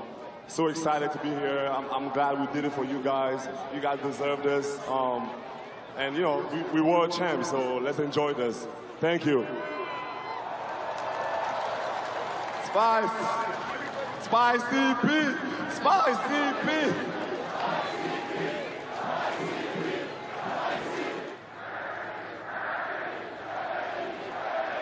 Who wants to hear you?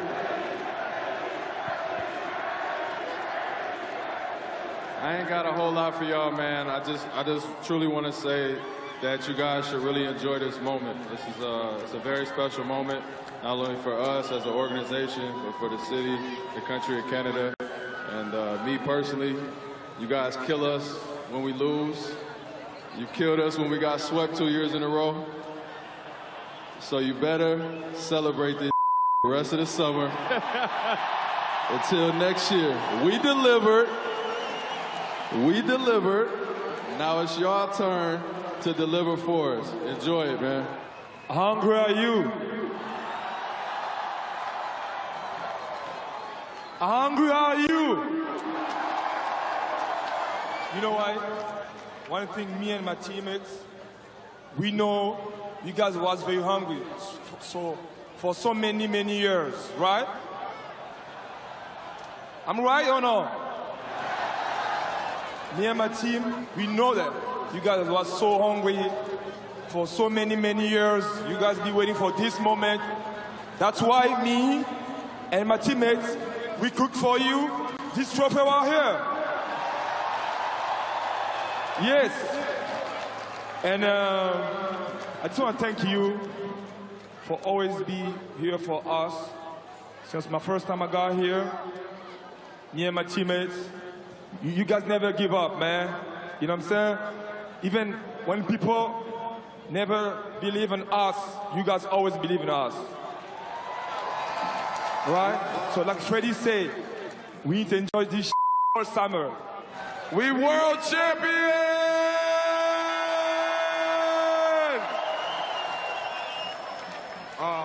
Honestly, from the bottom of my heart, stick with me for a minute. I'm losing my voice, just enjoying this moment with my teammates in this organization and the fans. But I've been here the second longest on the team, right behind Kyle. Been through all the ups and the downs of the playoffs. My 4 years here, being so close to making it to the finals. My rookie season, and to come full circle and be able to stand here on this stage with a group of guys, with a group of men, with the front office and the organization owners is a blessing. It's a blessing to you guys. Just to be able to share this moment. I'm so proud and so thankful for all the work that these guys have put in. You guys were along the ride with us every step of the way. So like my boy Freddie said, man, enjoy this moment. Enjoy this time, enjoy this championship with this group of guys behind us, and turn up all summer, man, because I'm with y'all. Let's go, baby. When he came here, what he said, I'm a fun guy. Well, let me tell you what, how much fun you having now. Yeah, that's what fun guys do. They spread the fun, and that's exactly what he did. Kawhi Leonard. Everybody in town. Kawhi and dine. Heck, the plant guy had housewarming gifts. We got two of them up here. We got two coactuses right here. For Kawhi Leonard, greatest player in the world. And you know what? He dropped something on us the other day. The Larry O.B. And there it is. I want to bring up the greatest player in the world. Number two. Two-time Finals MVP. World champion. A fun guy. And a man with a coactus waiting for him. I just want to say thank y'all for welcoming me here after the trade with open arms, man. It made my experience that much better. This group of guys let me do what I do on the floor. Coach Nick let me do what I do. And now we got a championship. Thank you. And like they said, enjoy this moment, and have fun with it. Ha, ha, ha, ha.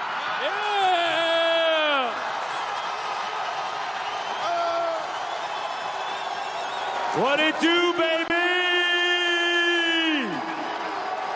Kalo, back on the mic.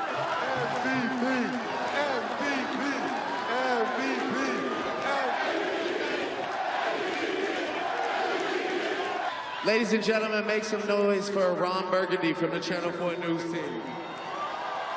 Thank you, man. Thank you.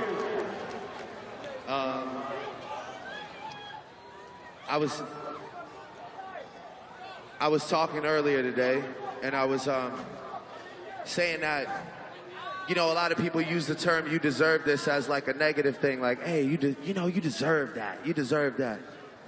And I just want to let you know that I watched an interview that my brother Kawhi did the other day, and they asked him, what would it mean for all of us to experience this moment together? And he said, well, you gotta ask somebody that's from there. And I just want you to look around at all of us that are from here and let him know exactly what this means tonight, because you deserve this.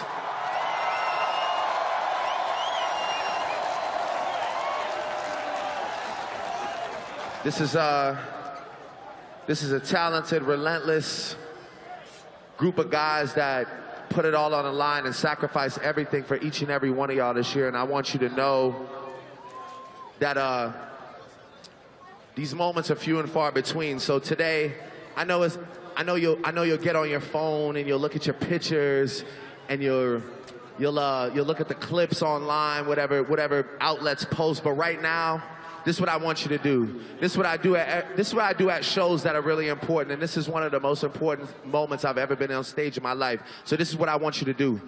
I want you to turn to somebody that you don't know, and I want you to give them a hug. I want you to tell them congratulations, because we're from the greatest city in the world, and we are the NBA 2019 champions of the world. Make some noise for the Toronto Raptors. Give somebody a hug today. Hey!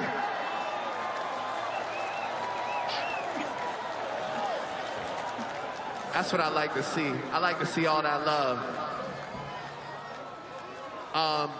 Please, I know you made a lot of noise today, but can you please make some noise for this incredible team and this incredible staff one last time?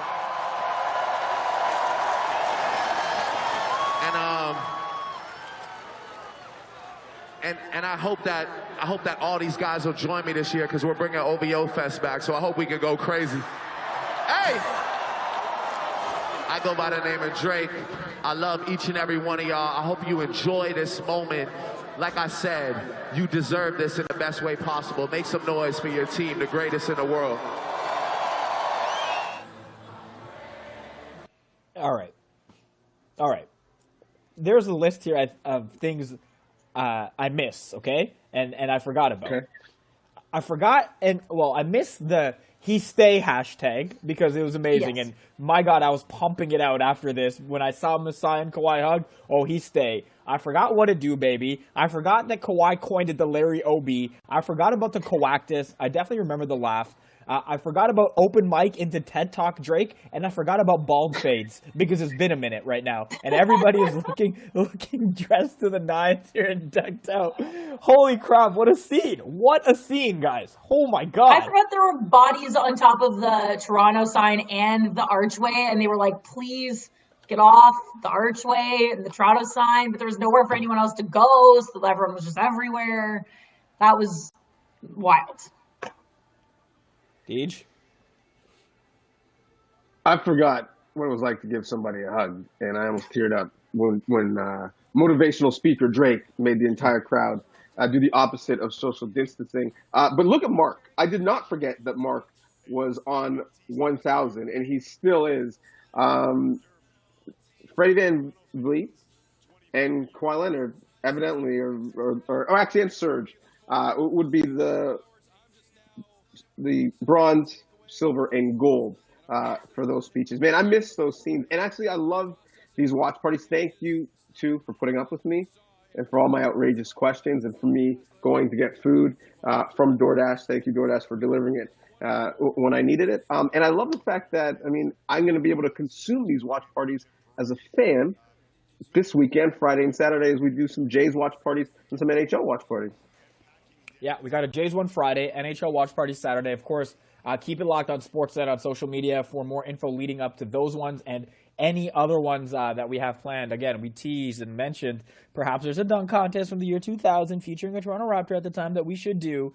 So that would be great and a lot of fun. And I imagine everybody that's watching would have a good time kind of watching that one as well. I want to just send a mass thank you to Anthony Memmi, George Katsakis, Dan Kim, Graham Campbell, Scott Moore, Anthony Kennedy, Drew Livingston, Ryan Walsh, and Jeff Azzopardi, and amongst many, many others that helped put this together. Steve Fell in the stats department as well.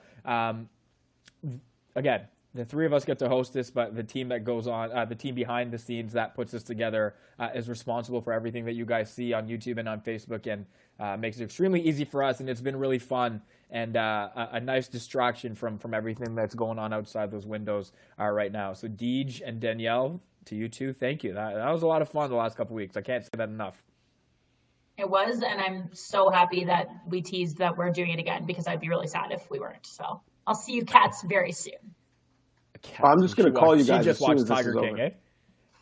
I'm going to block your call. It's the Raptors Watch Party presented by DoorDash. To all of you on YouTube and Facebook as well, the biggest thank you goes to you guys. There's no watch party without people watching. And so we appreciate all of you who have done so over the last couple of weeks. Again, a Jays Watch Party Friday, an NHL Watch Party Saturday, and who knows what other watch party coming up. So follow @Sportsnet on Instagram, on Twitter. Keep it locked for more great content, of course, during these difficult times. Continue to stay safe. And Danielle, I'll leave the last word to you. You're going to wash those hands. Keep washing those hands, people.